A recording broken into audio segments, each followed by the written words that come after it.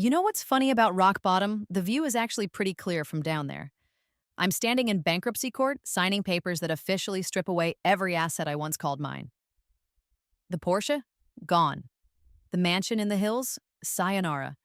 The designer wardrobe that costs more than most people's annual salary? Poof. And I'm smiling like I just won the lottery. The court clerk keeps giving me these concerned looks, probably wondering if I've finally snapped. Can't blame her. 6 months ago, I was Maya Morrison, the perfect trophy wife living in a picture-perfect prison. Now I'm Maya Chen again, broke, homeless, and somehow the happiest I've been in 5 years. Ma'am, are you sure you understand what you're signing? The clerk asks, her voice dripping with that special kind of pity reserved for women who've clearly lost their minds. Oh, I understand perfectly, I tell her, my pen hovering over the final page. I'm signing away everything that was never really mine to begin with. She frowns. Poor thing has no idea she's witnessing the birth of something beautiful. Something Derek Morrison never saw coming. Let me back up. 6 months ago, my husband Derek, charming tech entrepreneur, master manipulator, and grade A sociopath, delivered what he thought was my death sentence. You're nothing without me, Maya. You have no money, no skills that matter anymore, no one who cares about you. You'll be homeless within a month, crawling back here and begging me to take you back. He said this while I was packing my bags, shaking like a leaf because part of me believed him. After 5 years of his systematic demolition of my self-worth, how could I not? He'd convinced me to quit my promising career as a software engineer because my wife doesn't need to work. Isolated me from friends and family because they didn't understand our love. Controlled every dollar because he was protecting me from the stress of finances. The final straw. Finding out he'd been screwing my former best friend Jessica for 2 years. And filming our most intimate moments to use as blackmail material if I ever tried to leave. But Derek made one tiny miscalculation. He forgot that underneath all his careful conditioning was a woman who could code her way out of a paper bag and had a memory like a steel trap. I finish signing the papers and hand them back to the clerk. All done. I'm sorry for your loss, she says gently. Don't be. Best thing that ever happened to me. 3 weeks before the courthouse drama, I was sitting in our sterile, magazine-perfect kitchen, staring at my laptop screen in disbelief. An email meant for Derek had been accidentally forwarded to me. Probably Jessica's fault since she's always been terrible with technology. The subject line read, "Can't wait for tonight." The attached photo? Well, let's just say it wasn't Jessica's face that was prominently featured. Interesting morning reading? I jumped about 3 feet in the air. Derek stood in the doorway, coffee in hand, looking like he'd stepped out of a men's health cover shoot. Even after discovering his betrayal, I had to admit he was gorgeous. Too bad beautiful snakes were still snakes. Just checking email, I said, closing the laptop with what I hoped looked like casual indifference. Good girl, I've got meetings all day, then flying to Seattle for the Morrison Tech Conference. Back Thursday. Right. The conference where he'd probably be conferencing with Jessica in their hotel room. Have fun, I said, giving him my well-practiced smile. The one that said I was grateful for whatever scraps of attention he threw my way. He kissed my forehead like I was a child. Try not to burn the house down while I'm gone. Oh, Derek, you have no idea what kind of fire you've started. The moment his Tesla pulled out of the driveway, I opened the laptop and went to work. 5 years of marriage to a tech entrepreneur meant I'd picked up more than Derek realized. Plus, he'd never changed his passwords because why would he? I was just his harmless little wife who couldn't even balance a checkbook anymore. His email was a goldmine. Not just Jessica's explicit photos, though there were plenty of those, but business communications that made my stomach turn. Derek's company wasn't just built on stolen code. It was a front for something much worse. I found encrypted emails discussing special shipments and package delivery. References to high-value items that needed discreet transport. At first, I thought he was running drugs. Then I found the photos. Young girls, terrified eyes, numbers written on their wrists like inventory tags. My hands shook as I screenshot everything, uploading files to a secure cloud server I created under a fake name. Derek wasn't just a cheating husband and a business fraud. He was trafficking human beings. The front door slammed. My blood froze. Forgot my presentation folder, Derek called out. I slammed the laptop shut and busied myself making coffee, trying to look like the perfect domestic goddess instead of a woman who'd just discovered her husband was a monster. Derek appeared in the kitchen, all sharp suits and expensive cologne. Everything okay? You look pale. Just tired, didn't sleep well. He studied my face with those calculating blue eyes. For a second, I thought he knew. Then his expression softened into what he probably thought was concern. Maybe you should see Dr. Peterson again. Get your medication adjusted. Dr. Peterson, Derek's hand-picked psychiatrist who diagnosed me with anxiety disorder and prescribed enough pills to keep me docile. Another piece of his control puzzle. Maybe, I agreed. Good idea. He kissed my cheek and grabbed his folder from the counter. See you Thursday. Love you. Love you too? The words tasted like poison. I waited until his car disappeared, then grabbed my phone and dialed a number I hadn't called in 3 years. Maya? The voice was cautious, surprised. Is that really you?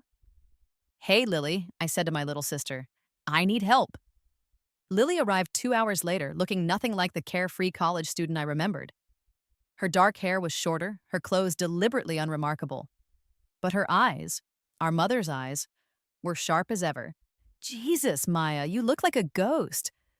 Thanks. Really what every woman wants to hear. She didn't laugh at my weak joke. Instead, she pulled me into a hug that nearly broke me. I couldn't remember the last time someone had touched me with genuine affection. Talk, she said when we settled on the couch. And don't give me any of that everything's fine bullshit. You wouldn't have called after 3 years if everything was fine. So I told her. About Derek's systematic isolation tactics, the financial control, the emotional abuse, the cheating, and finally, what I'd found on his computer. Lily's face went white. Maya, show me those files. Now.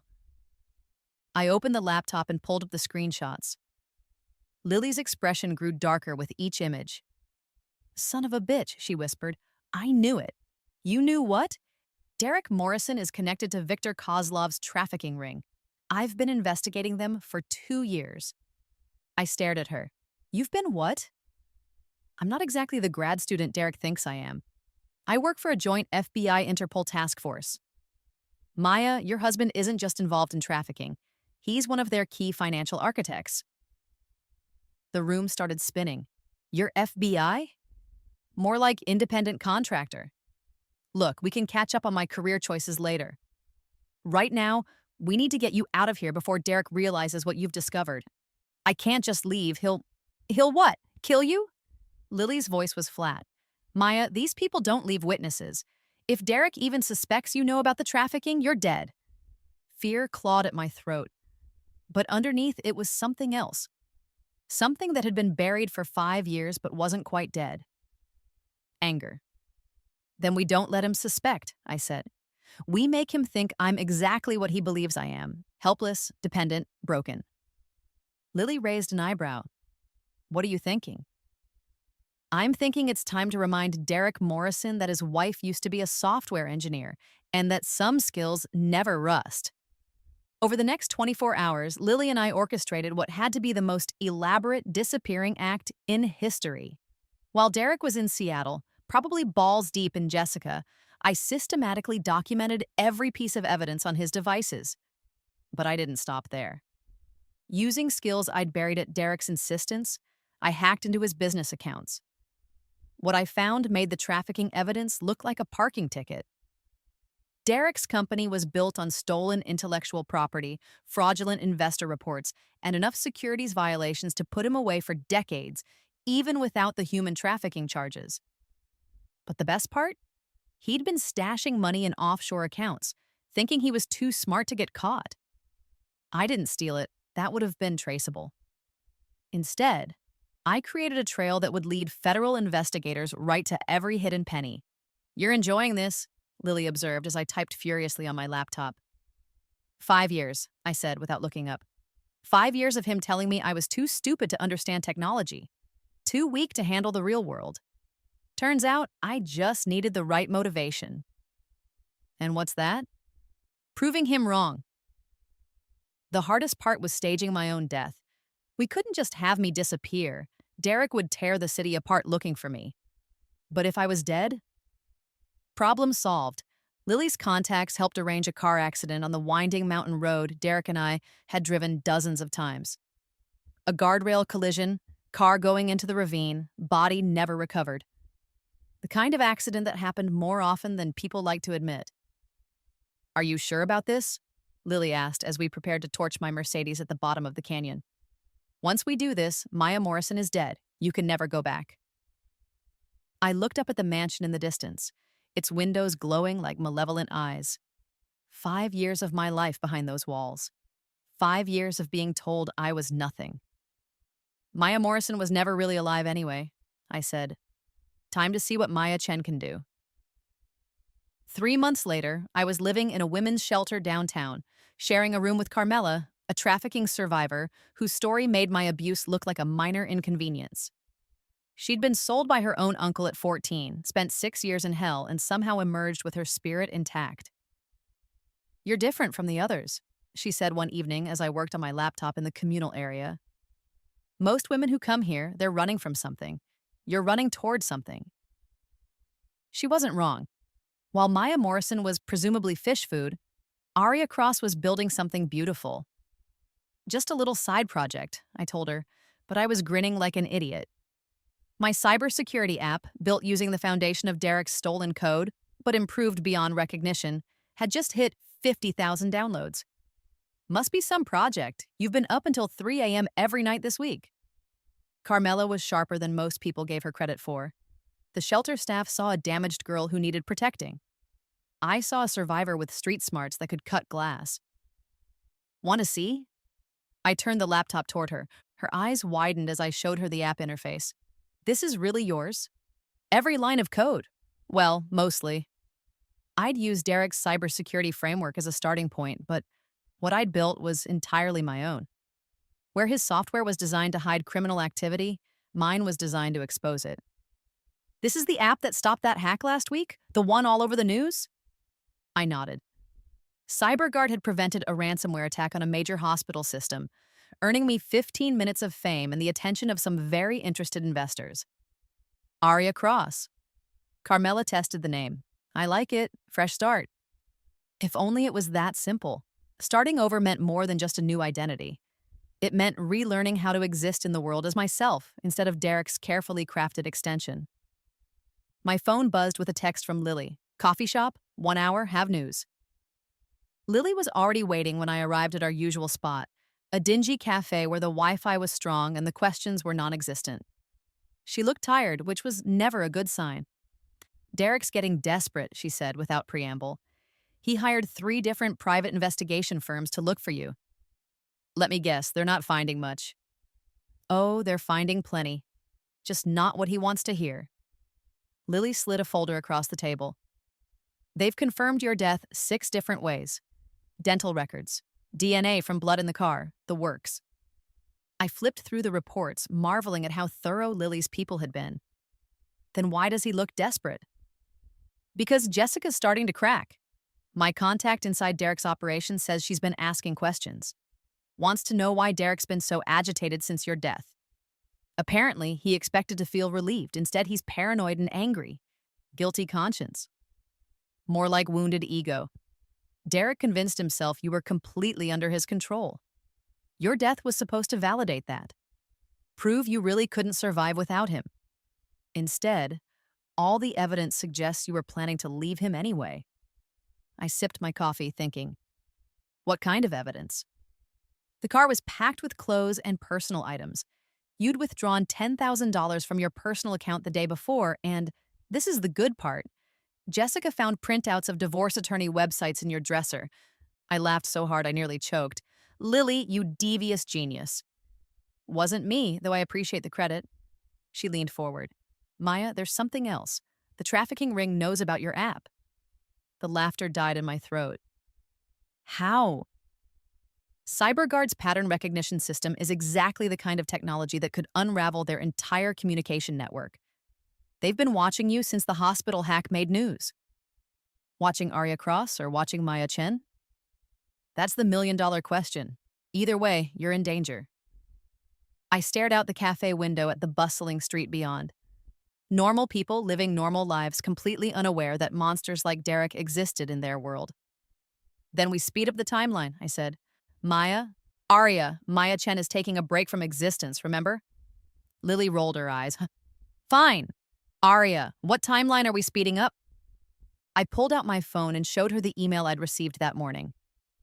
TechCon 2025 wants me to present CyberGuard's AI integration at their main stage. 5,000 attendees, live streamed globally. That's amazing, but also incredibly dangerous. If Derek's people are watching, then they'll see exactly what I want them to see. 2 weeks later, I was standing in a hotel bathroom, staring at my reflection and wondering if I'd lost my mind. In 30 minutes, I'd be on the biggest stage of my career, presenting technology that could revolutionize cybersecurity, and possibly signing my own death warrant. My phone buzzed. Text from an unknown number. Break a leg today. J. Jessica. I'd been wondering when she'd make contact. I typed back, thanks, enjoying the conference. Derek doesn't know I'm here. Can we meet? Room 1247. This was either a trap or an opportunity. Knowing Jessica, probably both. I found her 20 minutes later, pacing her hotel room like a caged animal. She looked terrible, hollow-eyed and thin. Nothing like the confident woman who'd been screwing my husband. You look different, she said when I walked in. Stronger. Funny what being dead can do for a girl. She winced. Maya, I'm so sorry about everything. I know that doesn't fix anything, but you're right, it doesn't. I sat down in the room's single chair, studying her. So why are we here? Because Derek's lost his mind since you died. He's convinced you faked it somehow, but he can't prove it. And he's taking his paranoia out on everyone around him. Including you? Jessica pulled up her sleeve, revealing finger-shaped bruises on her wrist. This was from last night. I asked why he seemed so upset about losing you when he was cheating anyway. The sight of those bruises hit me harder than I expected. For all Jessica's betrayal, she didn't deserve Derek's special brand of poison. He's getting worse, she continued. More controlling, more violent. I think he's planning something big with his business partners, something that has them all nervous. What kind of something? A government contract, Defense Department. If it goes through, Derek's looking at hundreds of millions in funding. My blood chilled. Derek's tracking and encryption technology in the hands of the military? The trafficking ring would become untouchable. Jessica, I need you to do something for me. Anything? I pulled out a flash drive. This contains everything you need to know about Derek's real business. The trafficking, the money laundering, all of it. There's also software that will copy his files automatically when you plug this into his computer. Her hands shook as she took the drive. Maya, if he catches me, then make sure he doesn't. I stood to leave, then paused. And Jessica, next time he hurts you, don't make excuses for him. Leave. Like you did? I smiled grimly. Better, I died first. The presentation went flawlessly. I stood on that stage wearing a confidence I'd forgotten I possessed and watched 5,000 people lean forward as I demonstrated CyberGuard's capabilities. The AI system I'd built could identify trafficking networks by analyzing communication patterns, financial flows, and behavioral data across multiple platforms simultaneously. During the Quanda, a man in the back row stood up, expensive suit, cold eyes, and a smile that never reached his face. Miss Cross, impressive work. I'm curious about the practical applications for law enforcement. How might someone use this technology to, say, investigate ongoing criminal enterprises? The question sent ice through my veins. This wasn't random audience curiosity. This was a fishing expedition. Law enforcement partnerships are definitely in our future, I said smoothly, though I imagine the people running those criminal enterprises might not appreciate the scrutiny. His smile widened. No, I imagine they wouldn't. After the presentation, I was surrounded by investors, journalists, and tech executives. But I kept watching for the man with cold eyes. He'd vanished. Arya Cross? I turned to find a woman about my age, professionally dressed but with kind eyes. Agent Sarah Martinez, FBI. I work with your sister. Relief flooded through me. Thank God. I was starting to think Derek's people had found me. They have. That's why I'm here.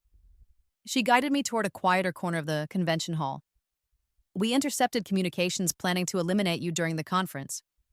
My team has the building secured, but we need to move fast. Move where? Somewhere Derek Morrison will never think to look. Right under his nose. An hour later, I was sitting in Derek's favorite restaurant, wearing a wig and enough makeup to fool my own mother. Agent Martinez had explained the plan. Use me as bait to draw out the trafficking ring's enforcement team while simultaneously triggering the massive law enforcement operation that would bring down the entire network. This is insane, Lily said through my earpiece. Oh, there have to be safer ways to catch these bastards. Probably, I agreed, watching the restaurant entrance, but none that would be this satisfying. Derek walked in right on schedule, and my breath caught. 3 months of thinking he was dead to me hadn't prepared me for seeing him again. He looked older, more haggard. Good. He was with two men I didn't recognize. Both had the unmistakable bearing of professional muscle, the trafficking ring's cleanup crew. Target acquired, I whispered. Derek and two companions. They look like they could bench press a truck. Backup is 30 seconds out, Martinez's voice crackled in my ear. Whatever you do, don't engage directly. Derek scanned the restaurant, his gaze passing right over me without recognition. I'd changed more than just my appearance. I carried myself differently now, shoulders back, chin up, eyes alert. Nothing like the broken woman he'd tried to create. But then one of his companions leaned over and whispered something. Derek's head snapped back in my direction, and our eyes met across the crowded restaurant. Recognition flashed across his face, followed by something that might have been fear. He stood abruptly, throwing money on the table. His companions flanked him as they headed for the exit. They're moving, I said. Should I follow? Negative, stay put. We've got eyes on them. But I was already standing. 3 months of hiding, of pretending to be dead, of letting Derek think he'd won. I wasn't about to watch him walk away again. I followed them outside, keeping my distance. Derek was on his phone, his voice carrying in the evening air. Told you the bitch was alive. Find out everything about this Aria Cross. I don't care what it costs. The two men with him were scanning the street, clearly looking for threats or witnesses. Maya, what are you doing? Lily's voice was sharp in my ear. I'm proving a point! I stepped out of the shadows, pulling off the wig as I walked toward them. Derek's face went white. Hello, husband, I said loud enough for his companions to hear. Miss me? Derek's carefully constructed world imploded in real time. His face cycled through disbelief, rage, and something that looked almost like relief before settling on cold calculation. Maya. My name sounded foreign in his mouth. You're supposed to be dead. Yeah, well, death is highly overrated. Plus, the food in hell is terrible. His two companions moved closer, hands inching toward concealed weapons. I could practically feel Lily having an aneurysm through my earpiece. Where's your backup? Derek asked conversationally, as if we were discussing the weather instead of my apparent resurrection. What makes you think I need backup? He laughed, but there was no humor in it. 5 years, Maya. 5 years I spent showing you exactly how weak you are, how dependent, how utterly incapable of surviving without me. And now you expect me to believe you've been playing some elaborate game? Not a game, Derek. An education. One of his men stepped forward. Boss, we should move. This is too public. No. Derek's eyes never left mine. I want to hear this. I want to understand how my broken little wife became the infamous Aria Cross. Same way a caterpillar becomes a butterfly, I said. Had to dissolve completely first. Poetic, also bullshit. He pulled out his phone, fingers flying over the screen. See, I've been doing some research since your miraculous resurrection hit the tech blogs.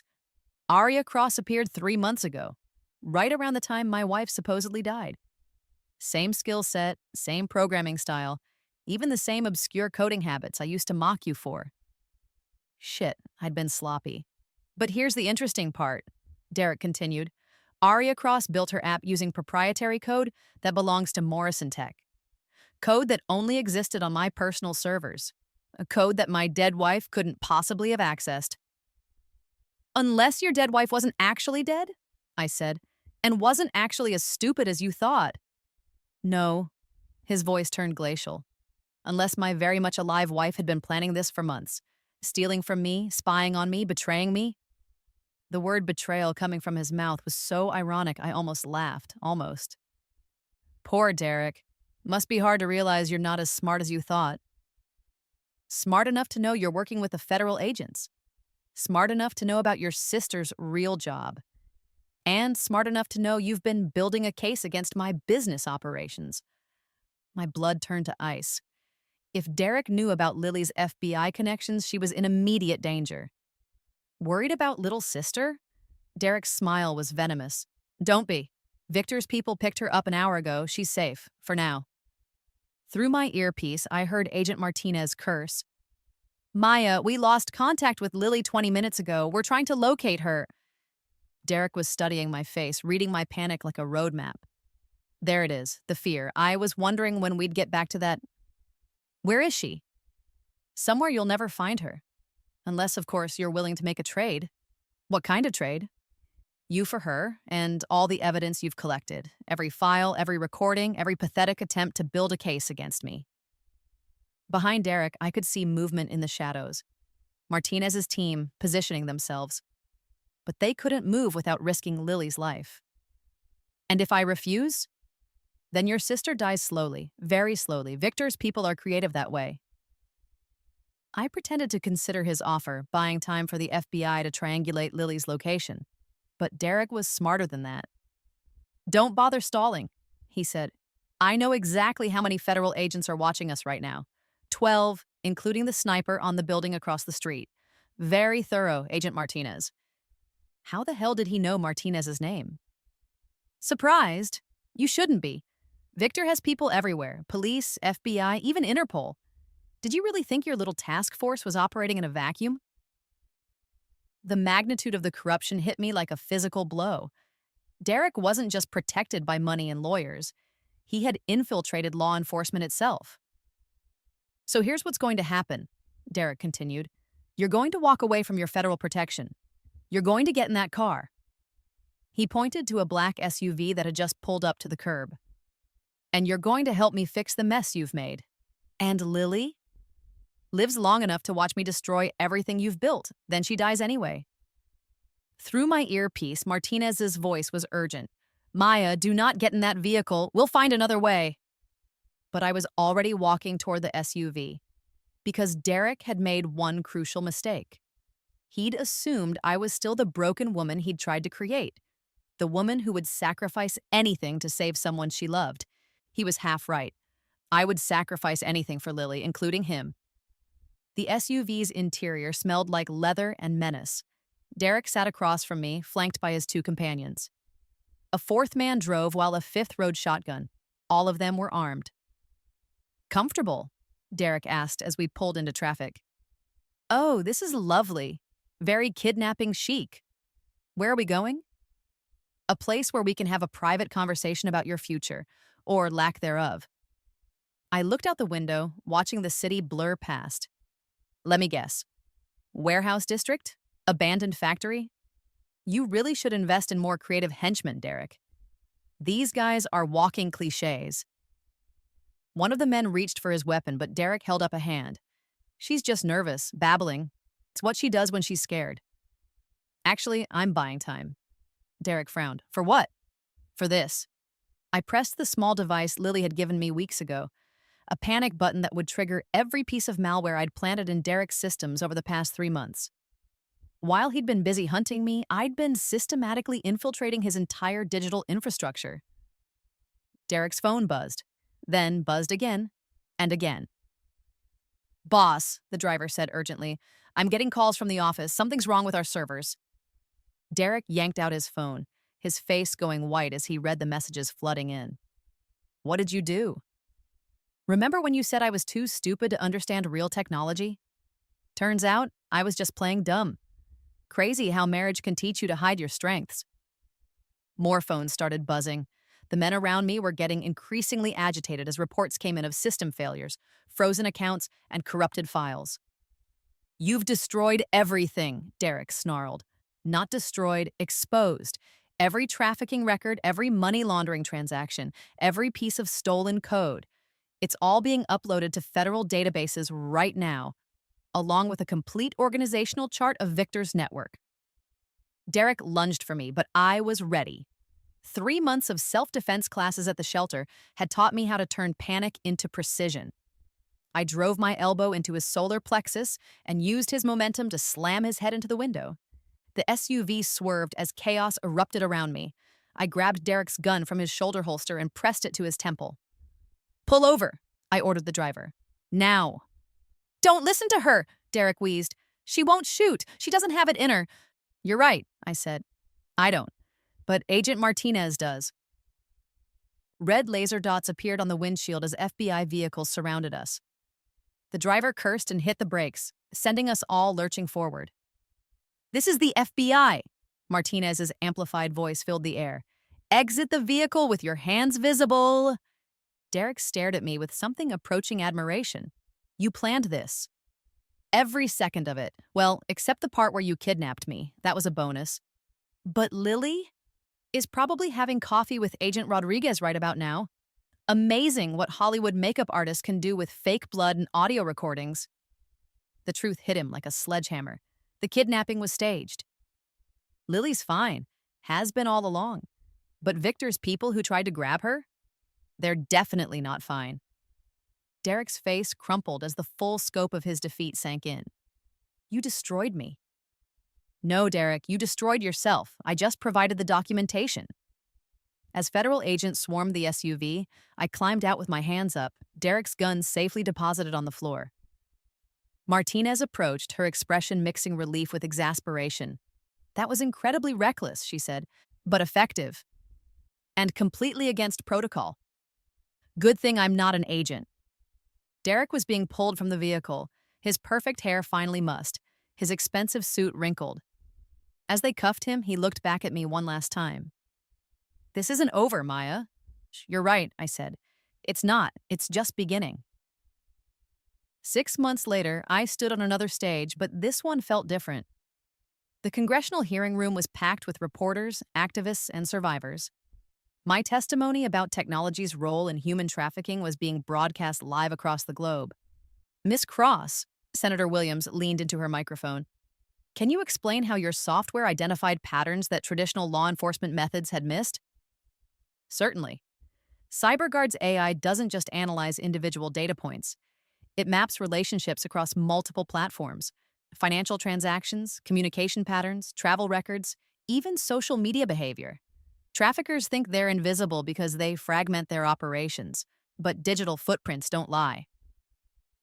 In the gallery, I spotted Lily sitting with Carmela and 3 other survivors who'd agreed to testify. They all wore the same expression, determined hope mixed with barely contained rage. "And the Morrison tech case specifically?" Senator Rodriguez asked. Derek Morrison's network used legitimate tech companies as fronts for their operations. They were hiding in plain sight, using encrypted communication systems and blockchain transactions to move money and coordinate shipments.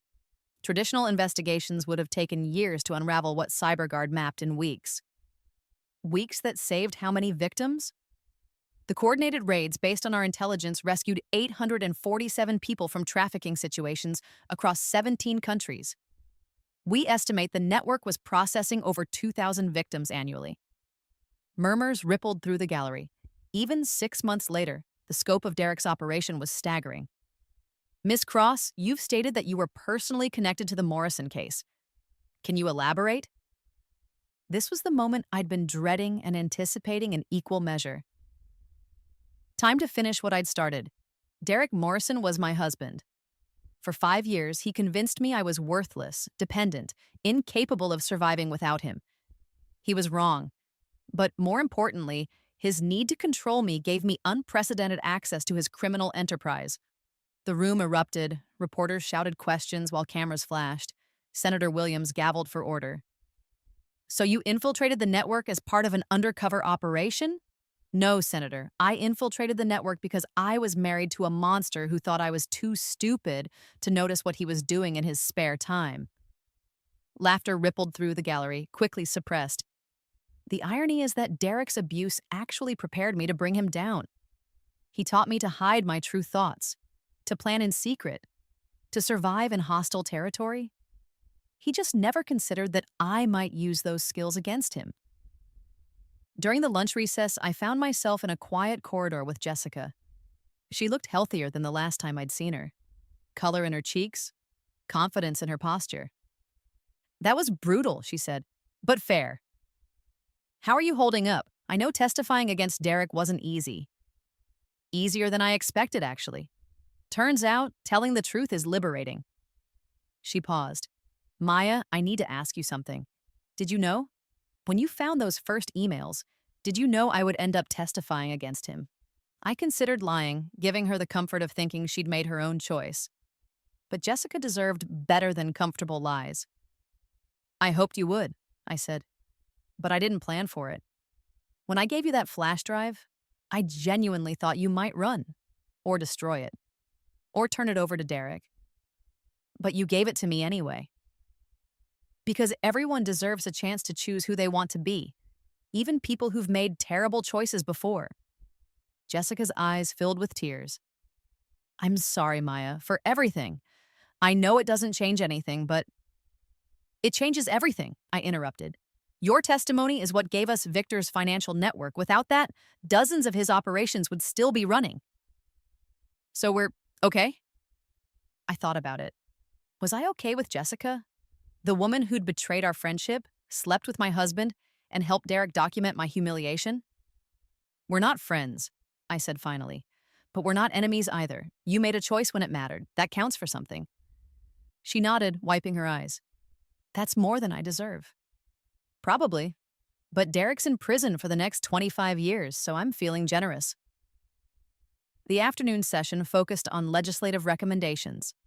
I outlined how existing laws needed updating to address digital age trafficking, while other experts discussed international cooperation and victim services.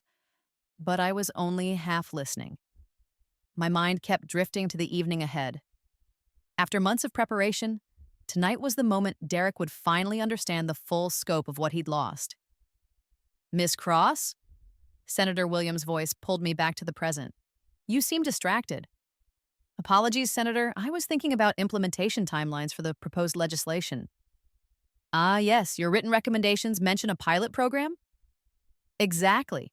CyberGuard is partnering with Interpol to create a real-time monitoring system for trafficking indicators. We'll have the first phase operational within 6 months." "And funding for this initiative?" I smiled. "That's been secured through private investment. My company is now valued at $50 million, and we're directing 30% of profits to anti-trafficking efforts." More murmurs from the gallery. Derek had spent 5 years telling me I couldn't survive without him. Now I was using the skills he'd dismissed to build something worth more than his entire fraudulent empire. "Impressive, Miss Cross. Any other projects you'd like to highlight?" "Just one. Tonight, I'm opening the Maya Chen Foundation for Trafficking Survivors. We've converted a downtown property into a comprehensive support center: housing, job training, legal aid, and trauma counseling. Our first residents move in tomorrow." I didn't mention that the downtown property used to be Derek's corporate headquarters. Some details were better left as pleasant surprises. That evening, I stood in front of the federal prison where Derek was serving his sentence. Visiting hours were almost over, but I'd made special arrangements. This conversation had been a long time coming. The visiting room was sterile and depressing, all fluorescent lights and plastic chairs. Derek looked smaller than I remembered, his expensive suits replaced by orange prison garb. But his eyes still held that calculating coldness. "Maya." He said my name like a curse. "Come to gloat?" Something like that. "You know this isn't over. Victor has lawyers, connections. Appeals will be filed." "Victor's dead, Derek, killed in his cell 3 weeks ago. Apparently, child traffickers aren't popular in Russian prisons either." Derek's face went white. "You're lying." "Google it." "Oh, wait, you can't. No internet access." I leaned back in my chair. "Most of his network is dead or in custody. The few who escaped are being hunted by people who make the FBI look like mall security. Essa, you destroyed everything. I exposed everything. There's a difference. Derek stared at the table between us, his carefully constructed facade finally cracking. 5 years, Maya. 5 years I spent building that network, building my fortune, building my reputation. Building your house of cards, you mean? And you tore it all down out of what? Spite? Revenge? Justice, Derek, though I'll admit the revenge part was pretty satisfying. He looked up at me, and for a moment, I saw something that might have been vulnerability. I loved you. In my way, I loved you. No, you didn't. You loved the idea of owning me. There's a difference. So what now? You ride off into the sunset, the conquering hero? Something like that. I stood to leave. Oh, and Derek? Remember what you told me the day I left? About how I'd be homeless within a month, begging you to take me back? His jaw tightened. Yeah. Well, I bought our old house, tore it down last week. I'm building a community center on the lot for survivors of domestic abuse. I smiled. Seemed fitting. Derek's composure finally shattered completely. You vindictive bitch. I made you. You were nothing before me. You're right about one thing, I said, walking toward the door. I was nothing before you. But that's because I didn't know what I was capable of. Turns out, I just needed the right motivation. Maya, wait. I paused at the door without turning around. It's Aria now. Maya Morrison died in that car crash, remember? But I appreciate you giving her such a spectacular funeral. Outside the prison, Lily was waiting by her car, grinning like she'd won the lottery. How'd it go? She asked. Exactly like I hoped. Derek Morrison finally understands what it feels like to lose everything. And how does that feel? I considered the question as we drove back toward the city, watching the prison disappear in the rearview mirror. Anticlimactic, actually. I thought seeing him broken would feel like victory. Instead, it just feels finished. Good finished or bad finished? Good, definitely good. Like closing a book I never wanted to read in the first place. We drove in comfortable silence for a while, the city lights growing brighter ahead of us. Tomorrow would bring new challenges. The foundation's grand opening, congressional follow-up meetings, interviews with potential investors. But tonight, I just wanted to enjoy the peace of knowing Derek Morrison could never hurt anyone again. Maya? Lily's voice was soft. Yeah, I'm proud of you. Not just for bringing down Derek, but for who you've become. The woman sitting next to me isn't the same person who called me 3 years ago. Better or worse? Stronger, kinder, more dangerous. She grinned.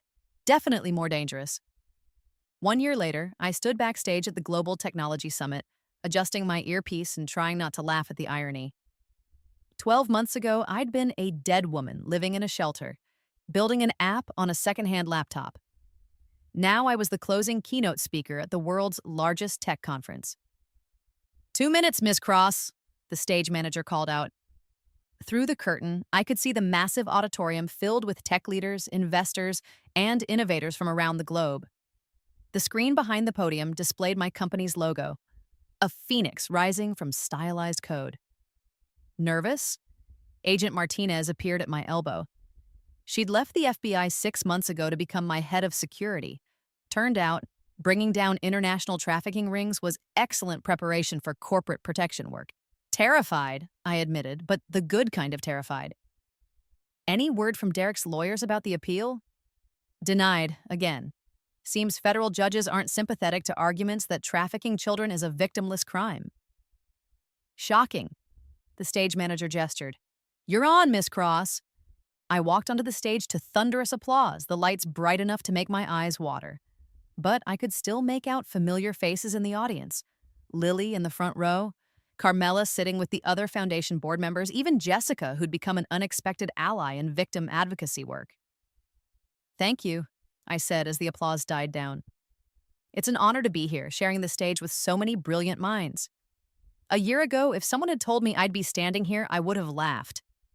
Not because I didn't believe in my technology, but because I didn't believe in myself. I clicked to the first slide, a photo of CyberGuard's interface. CyberGuard started as a side project, a way to turn my anger into something productive. I had no investors, no office, no business plan, just a laptop, a dream, and an urgent need to prove someone wrong. Laughter rippled through the audience. That someone was my ex-husband, who told me I couldn't survive without him. He was wrong about a lot of things, but he was especially wrong about that. The next slide showed our impact statistics. 1,247 trafficking victims rescued, 89 criminal networks dismantled, $2.3 billion in seized assets. Technology isn't just about innovation or profit margins. It's about using our skills to solve problems that matter. CyberGuard exists because traditional law enforcement couldn't keep pace with digital age crime, but more than that, it exists because someone needed to prove that survivors can become fighters, victims can become victors, and broken can become beautiful. The audience was silent now, hanging on every word. My ex-husband was right about one thing. I couldn't survive as the woman he tried to make me. I had to become someone else entirely. Someone stronger, smarter, and infinitely more dangerous to people who profit from human suffering. I clicked to a news slide showing the Foundation's latest project, a global network of safe houses equipped with cutting-edge security technology. Next month, we're launching Project Phoenix, a collaboration between CyberGuard, Interpol, and survivor advocacy groups worldwide. Our goal is ambitious: eliminate human trafficking as a profitable enterprise within 10 years. Murmurs of amazement swept the auditorium. Some of you might think that's impossible. 10 years ago, I would have agreed. But I've learned something important. Impossible is just another word for no one's tried hard enough yet. The final slide was simple, just text on a black background. He said I couldn't survive without him. I proved him wrong by thriving beyond his wildest dreams. My ex-husband is currently serving a 25-year sentence for human trafficking, money laundering, and fraud. His criminal network generated over $500 million annually. My company, built from the ashes of his empire, is now valued at $200 million and growing. The applause started slowly, then built to a standing ovation that seemed to go on forever.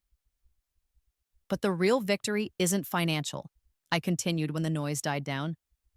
It's knowing that every day, CyberGuard's algorithms are identifying new trafficking operations. Every week, our technology helps rescue people who thought they'd never see freedom again. Every month, we're dismantling networks that thought they were untouchable. I paused, looking out at the sea of faces. To anyone listening who's been told they're not strong enough, smart enough, or brave enough to change their circumstances, you are. To anyone who's been made to feel small, invisible, or worthless, you're not. And to anyone who thinks technology can't make the world better, watch us. The standing ovation lasted 3 full minutes.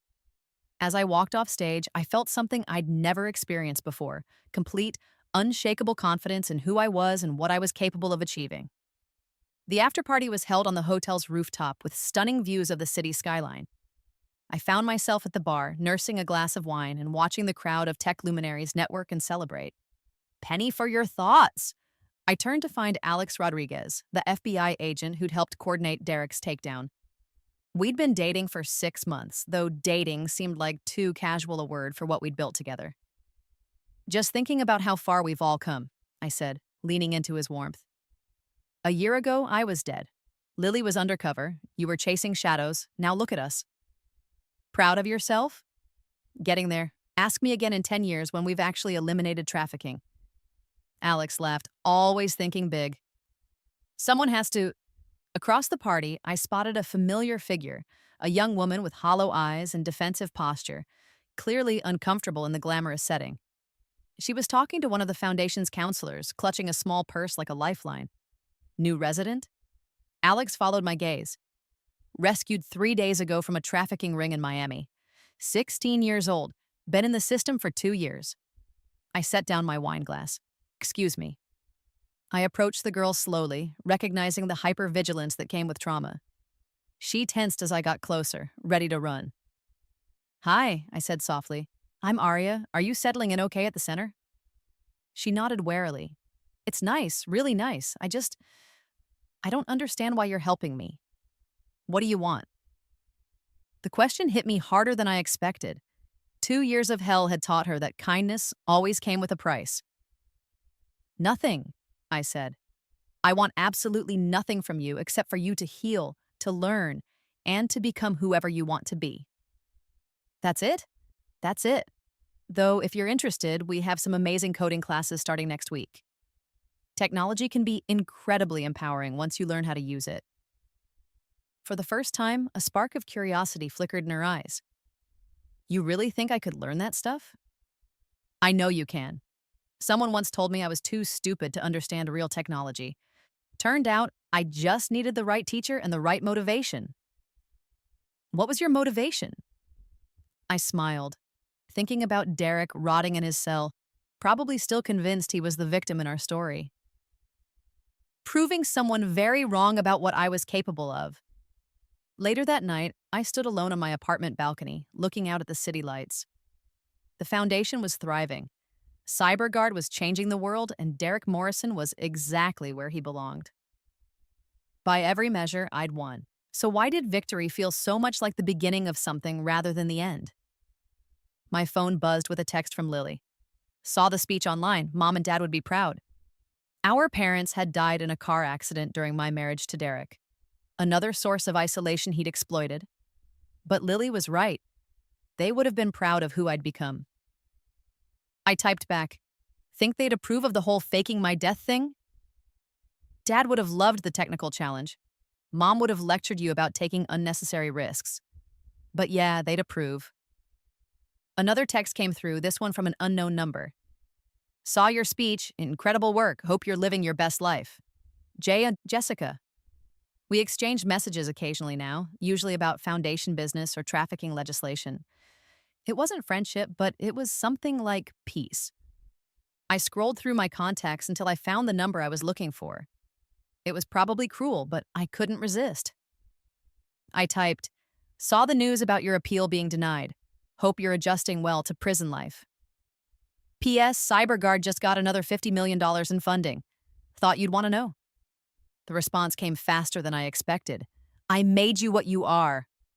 I laughed out loud on my balcony, startling a pigeon from the railing. You're absolutely right, I typed back. Thanks for the motivation. Couldn't have done it without you. Then I blocked his number and deleted the entire conversation. Derek Morrison had taught me exactly one valuable lesson. I was capable of surviving anything, including him.